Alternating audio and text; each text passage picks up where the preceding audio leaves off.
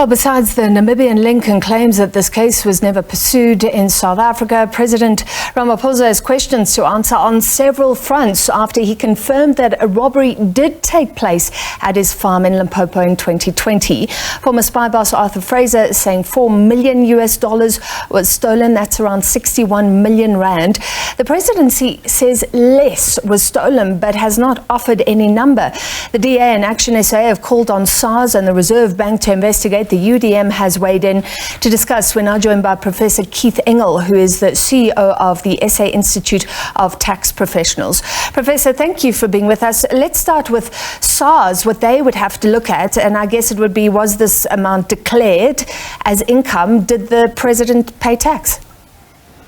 I think that's where they would have to be. The fact that there's currency sitting in his home isn't necessarily a tax crime. You can have money at home. That's not an issue.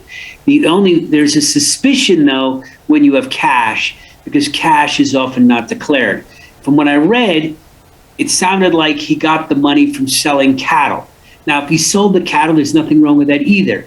It's the question of whether he declared whether he sold and made a profit off of that cattle. And if he didn't declare that, well, then he's got a tax violation there. But proving that is not going to be so easy. We don't have his tax returns. So if maybe Ramaphosa did declare it on his tax returns, if he did, well, then he didn't do anything wrong. The mere holding of cash is not going to be a problem from a tax point of view. And SARS famously always says that it will not reveal taxpayer information.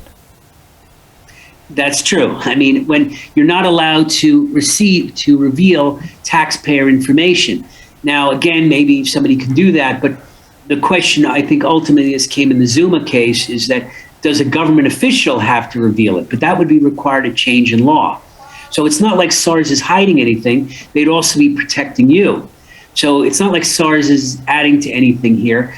To do it right, they should just make sure they investigate it and say, well, was this declared?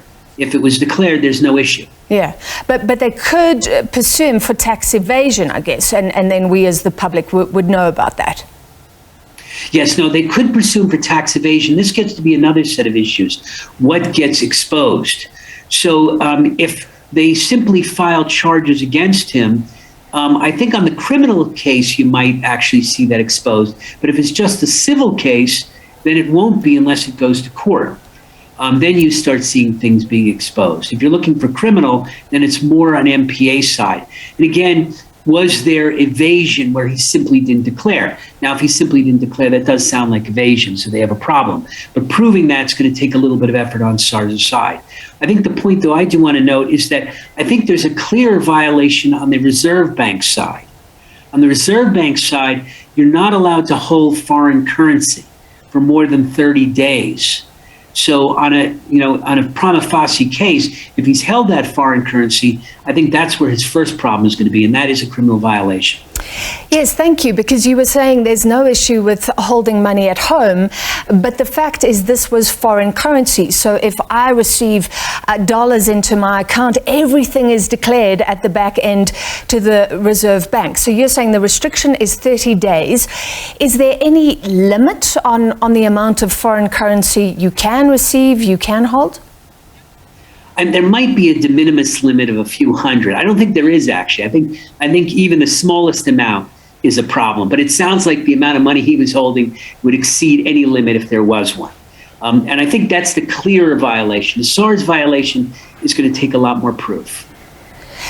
There are questions also being asked, this may be a little bit beyond your purview, but around his business interests, because remember the president said, I'm stepping away from business. I guess then the question is, was he talking about corporate business interests, or was he saying, I'm going to give up every farm that I own? Presumably not, and there would be farming activity. Any comment? Well, that's a different issue. The question is, are you allowed to engage in outside activities as a government official? Now, typically, I think you're right. If it was a corporate and he was CEO of another corporate, or he had an employee executive position, I think that'd be a major problem. When you're talking about the cattle, that sounds to me much more like semi-passive income on your farm. And I'm not sure if that's such a clear conflict of interest. The clear conflict of interest usually comes in the corporates, because when you're the president or you're in government, and this we also had when I was at Treasury, you were very concerned about your shareholdings because the policies you enacted had a direct impact on those shares. You know, having passive holdings around your cattle, I'm not really sure if the president's going to have that much effect on what the outcome of that's going to be. All right, so on the financial side, you're saying the only crime would be not declaring the tax, the income, and not declaring that, or not handing over the foreign currency or declaring that to the Reserve Bank after 30 days. As the public, we won't expect to hear much from SARS. What about the Reserve Bank? Do they usually investigate and then go public with those sorts of investigations? I don't know of any precedents here. Yeah, well, I'm not sure. I mean, I don't think they have the same confidentiality. There is a confidentiality requirement around the Reserve Bank also. You know, every time you do a prosecution, there is some confidentiality requirement. The point is, once it's being brought to fruition and they make the charge, then I think it becomes a public matter. So for a period of time, you're going to face a very similar confidentiality issue as well. All right, presumably both those organizations looking at this, a very high-profile case. Thank you for your take, Professor Keith Engel, the CEO of the South African Institute of Tax Professionals.